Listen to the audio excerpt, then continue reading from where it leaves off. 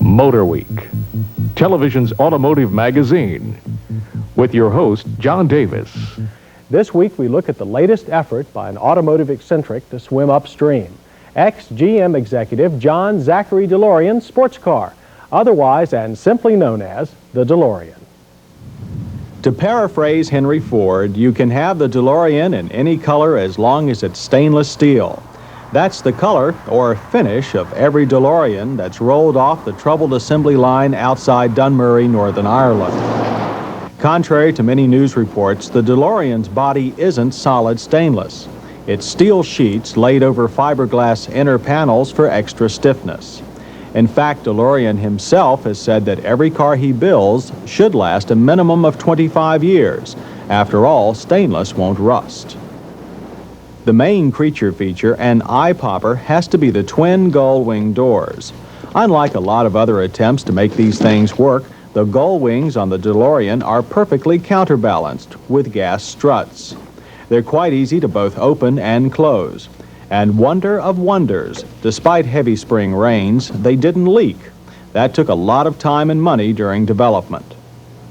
Around back is the business end, and what an end it is. The DeLorean is a rear-engined car, with all elements of the drivetrain behind the rear wheels.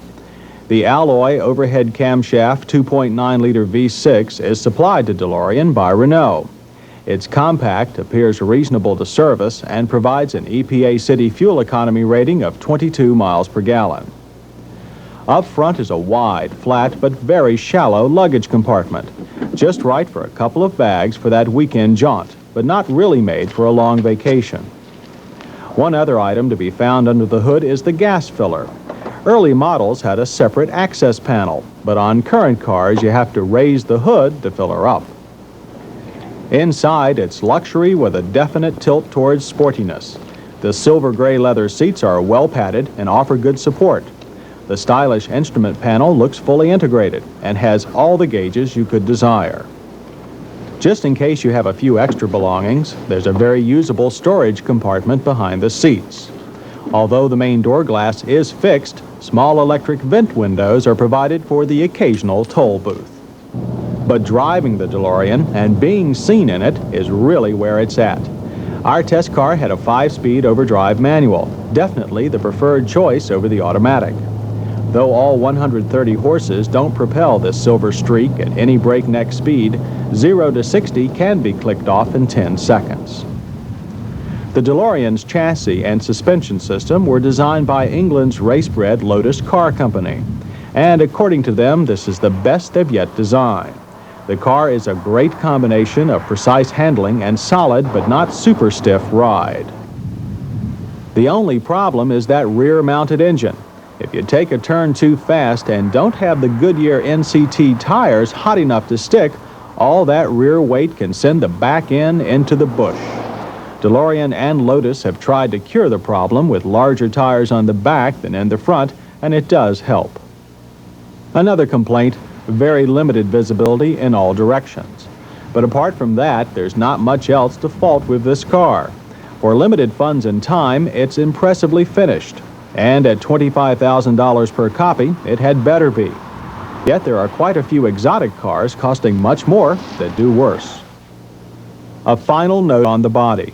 The stainless steel has a brushed finish, and all normal scratches and blemishes can be wiped out with a special cleaning pad, not the rust-prone steel wool pads used by some early buyers. So the silver bullet, the stainless steel Model D, or as some wags claim, Northern Ireland's revenge. It's still an impressive car with few major faults. A car that, although born in a dream, we hope can remain a reality for at least a little while longer. It's really quite a car. And as Joyce said, next week we'll have road tests of the Turbo Fuego from Renault and also the 1982 Chevrolet Corvette. Until then, for Pat Goss and Joyce, I'm John Davis, wishing all of you a safe and pleasant Motor Week.